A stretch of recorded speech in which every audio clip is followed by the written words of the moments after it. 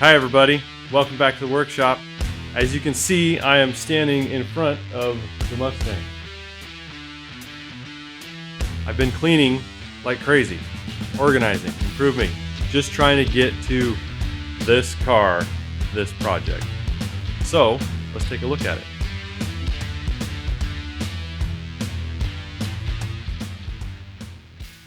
So this is my 1965 Mustang coupe that I've had for 17 years. Yeah, it's basically been this shape for 17 years. I tore the original suspension out, and you'll see what I'm going to use to replace that. I've done mini tubs in the back, and we have gutted the interior and removed the seat mounts. I bought this thing with every intention of going drag racing. It was a lightweight car. I've always liked Mustangs. It was a good deal. It was only $400. And it's not that rusty. If you have a vintage car, you know how much of a basket case these things can be. Man, this one looks pretty great. So you might be thinking 17 years is a long time to have a car and not do anything with it. Well, sure, a lot of people have done that. I have wanted to build this car the entire time. But my ADHD distracts me with other projects. Woodworking, right? That's been a fun one for the last few years, but it's only cost me money and delayed my other projects. One benefit of taking a long time on a project is you can slowly collect parts for it. Here's one. This is a Ford 8.8-inch axle out of an Explorer. These things are pretty nice. It's like one step below the Ford 9-inch. You know, everyone wants a 9-inch. This car probably won't really need it. I like drag cars, but I'm not really planning on drag racing it on a strip very much, especially with sticky tires. This is hopefully a street car that it might scare you a bit. And this is the reason for the mini tubs. The rear tires I want to run are the Nitto 555 G2. And the wheels are 17 by 10.5 American Racing Torque Thrust M. I've always liked that style of wheel. A lot of people do. Some people think it's outdated. This specific wheel, the Torque Thrust M, is meant for, the later model Mustangs. It's got a little bit more modern look. I like the color combo. The car is probably going to be flat black.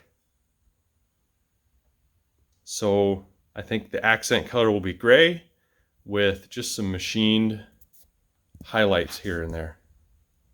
So that should match real nicely.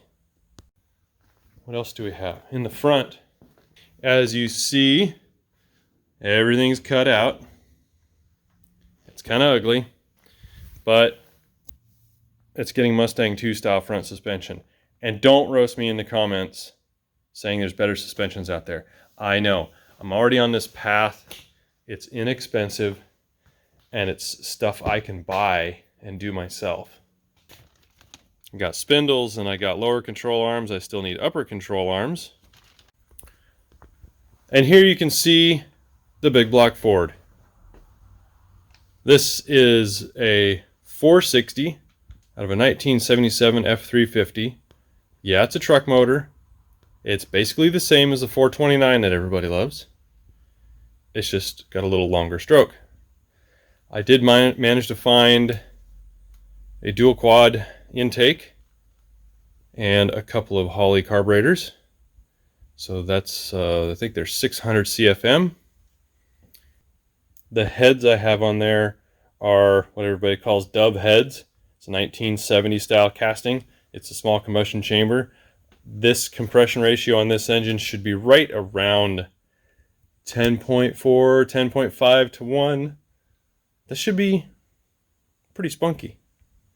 Obviously, it's got a bunch of ugly truck parts on it, but that whole front end will get cleaned up. I'm going to put a serpentine setup on it.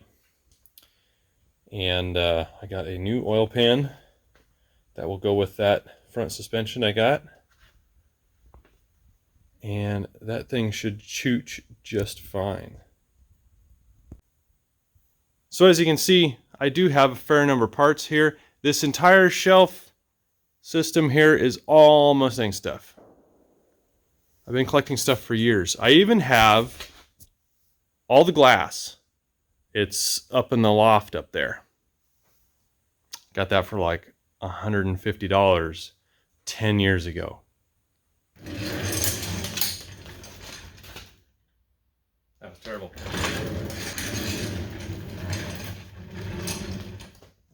So what's the plan for this car? When I originally bought it, I bought it because it was a Mustang. I'm a Mustang fan. I always have been. I've always wanted a 69 fastback. I never could afford one. By the time I was ready to buy one, even the cheap ones were $10,000, $12,000. And now, if you want to get a nice fastback, you're looking at tens of thousands of dollars. I seen one locally. It was in okay condition, repainted in the 80s somewhere. It had a 351 in it and 4-speed, and it was $35,000.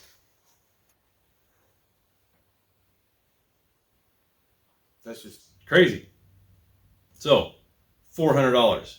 I couldn't beat it. My plan was always to go drag racing.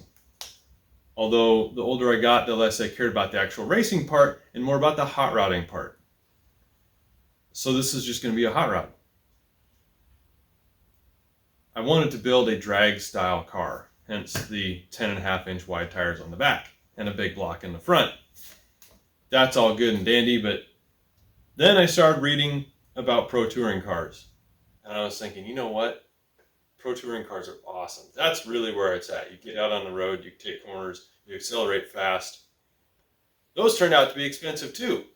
A proper pro touring car has a lot in the suspension. And a lot of those cars are really nice. Really nice paint, really nice interior, sound system, heat and AC. I didn't think I'd ever be able to afford all that stuff. It would just take even longer to build it. And then I started looking at rat rods. Rat rods are awesome. Some of my favorite cars on the road. They don't have to be a specific thing. They just have this aesthetic of grab anything that works and throw it on there. And then, of course, there's drifting. And drifting's cool. I don't really plan on owning a drift car. I kind of like the look of the drift cars. And of course, there's the Hoonicorn, Ken Block's Mustang. That thing is ridiculous. I went flat black because of the Hoonicorn, mostly. I don't think this really has a chance of being a proper Hoonicorn clone. It doesn't really have a chance of being a proper tribute to Ken Block, but it has crossed my mind to put some effort into it and give it a little bit of the Ken Block treatment. Again, it's not going to be a Hoonicorn clone. I'm not going all-wheel drive. I'm not going the wide body. I think he actually cut the car down the middle and made it wider, and then added those big wide fender flares on there.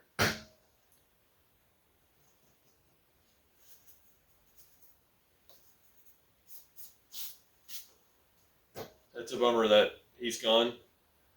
I'm sure we're going to see a lot of tribute cars and clone cars in the next few years. I don't know. What do you guys think? Is it worth building a tribute car if it's not really a Gymkhana car or a drift car or a rally car? It's just a street car with lots of oomph, right? Right now, I'm still leaning into that zone between drag racing, pro touring, rat rod. And I mean rat rod in the way of finding anything that fits and using it, but not really going for that junkyard dog look. It's probably going to get a little bit of aero work on it, a little spoiler on the back, some ground effects on the sides to keep the air from scooting underneath the car in corners, and probably a splitter in the front and a mild air dam. But the hood is going to be optional. I've always liked the look of the open hoods. Perhaps I've been watching too much Cletus McFarland, but I don't know, it's a cool look, especially with that dual quad up front. With that Mustang 2 style front, I can sit the engine down low, and it won't be, you won't be looking around the air cleaners at the stoplight trying to see if there's anybody near you. This is the project I have wanted to do for many years. All the other stuff in this shop, the stuff outside, our yard, our property, the house, all that stuff is great, and I enjoy a lot of different hobbies, and that screwed me over, because the one that I really want to get done is this, and it's the one I've spent a very small amount of time on. Again, that's that ADHD thing, where you find the new shiny hobby and you're like, I can do this, let's go. If you see my bookshelf in the house, there's stacks of books. I bought them all brand new. I read them all. I read a bunch of them several times. The amount of hours I've spent reading, I don't know. Video games. Years of my life spent playing video games. Usually with my friends. It's a great time, great memories. But I still come back and look and go, the one thing I want to be using right now is nowhere near ready. I want to get out and drive this. It's January right now and it's cold and rainy. But as soon as the weather warms up and I wake up in the morning and it's time to go to work and I go, the sun's up. It's not cold. It's 60 degrees already. This thing's still going to be sitting here. I won't be able to drive it. If you guys think this is a worthwhile project to keep track of, give me a like, consider subscribing, leave a comment. I don't have a lot of money available for this. I have to do a lot of stuff here in the shop. That axle needs to be narrowed. I've got to do it myself. I can't afford to pay somebody to do it. All the body work I'm going to have to do myself. I have to set up and tune the suspension myself. The things I'm not going to do myself are things like installing glass, right? That doesn't sound like fun. I'll bring it to the driveline shop probably. No, maybe I could just measure. I want to put a TKX or a T56 in this. It was originally going to be an automatic to make it easier for my wife to drive, but in the years since we've talked about that, she said, just go ahead. If you want a manual, just put a manual in it. She may not drive it a lot. She can drive stick. I don't think she enjoys it a whole lot. This car might change her mind. What else can I talk about? You probably don't want me to talk a whole lot more. It's definitely getting a roll cage. Let's not forget about that. I'm going to be building a roll cage. Not for the classic use of a roll cage that's, well, rolling over. More for chassis stiffness. So the next videos I put out, I'm going to try and keep it on this side of the shop and not so much the woodworking. I am going to do a couple woodworking videos because I want to keep building my video skills, recording, setting up shots, editing, and that's been a good way to learn. But in the meantime, I'm going to be ordering some parts for this. I'm going to get some upper control arms and some hubs on the front so I can get some measurements and figure out what offset of wheel I need in the front to keep them just inside the fender. Like I said before, I don't have a lot of money available for this project. Everything is expensive nowadays. If you would consider subscribing, liking, commenting, it would help this channel grow, and there's that small chance that we could become monetized in the future. Even if it's, you know, just making a couple $100 a month, that cash would go straight into this car. So I think that'll do it for this time. I know I forgot some stuff, but thanks for watching, and we'll see you later. Look, that's king.